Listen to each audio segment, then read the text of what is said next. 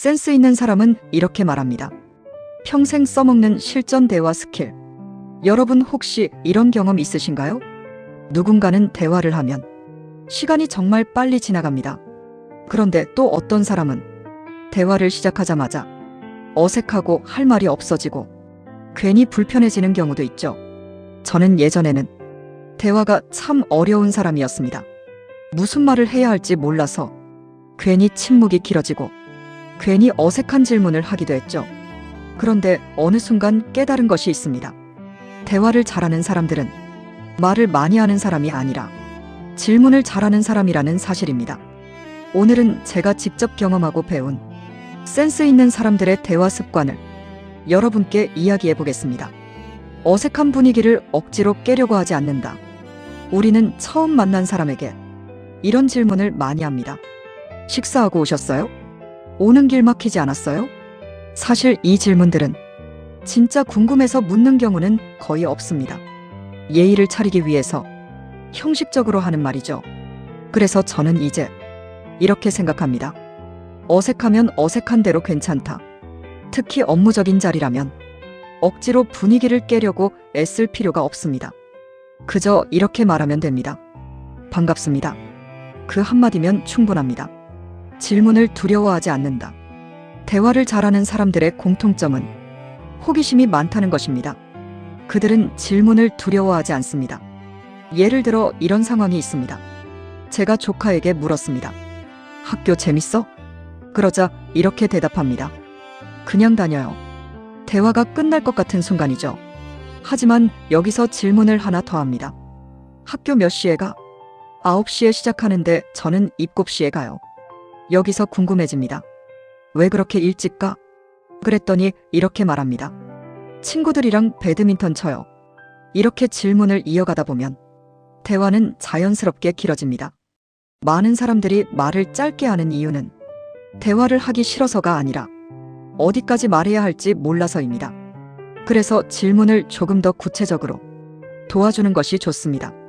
예를 들어 이렇게 말할 수 있습니다. 친구들이랑 하는 게 재밌어? 경기에서 이기면 재밌어? 이렇게 보기 질문을 주면 상대방은 훨씬 쉽게 이야기할 수 있습니다.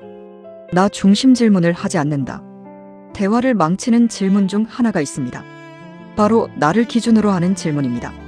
예를 들어 이런 질문입니다. 명품 좋아하세요? 이 질문은 사실 상대방이 궁금해서 하는 질문이 아니라 나와 맞는 사람인지 확인하려는 질문입니다. 대화를 잘하는 사람은 이렇게 질문하지 않습니다. 그들은 이렇게 묻습니다. 왜 달리기를 시작하셨어요? 달리면서 무슨 생각하세요? 이 질문의 특징은 오직 그 사람에게 관심이 있다는 것입니다. 대화를 잘하는 사람은 잠시 자기 자신을 지웁니다. 그리고 상대방 자체에 집중합니다. 판단하지 않고 듣는다. 경청에도 좋은 경청과 나쁜 경청이 있습니다. 나쁜 경청은 속으로 계속 판단하는 것입니다. 예를 들어 이런 상황입니다. 상대가 말합니다. 요즘 스페인어 공부하고 있어요.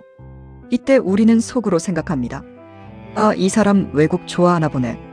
이렇게 판단을 해버리면 질문이 멈춥니다. 하지만 판단하지 않고 이렇게 물어보면 어떨까요? 왜 스페인어 배우세요? 그러면 이야기가 나옵니다.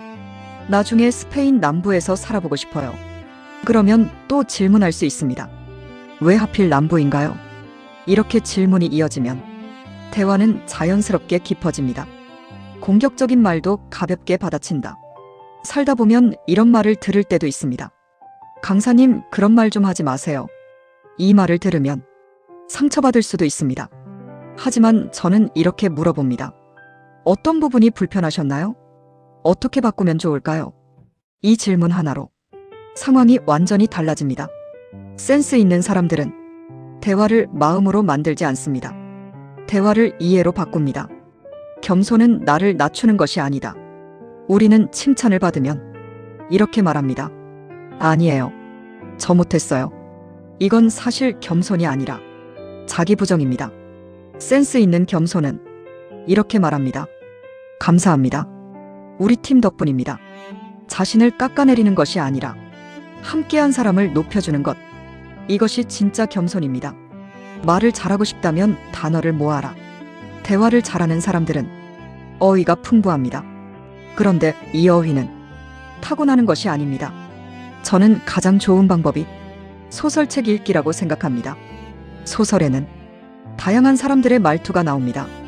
겸손한 말투, 오만한 말투, 다정한 말투, 그 표현들을 모아두었다가 실제로 써보는 것입니다. 처음에는 어색합니다. 하지만 몇 번 쓰다 보면 그 단어는 나의 언어가 됩니다. 저는 예전에는 말이 날카로운 사람이었습니다.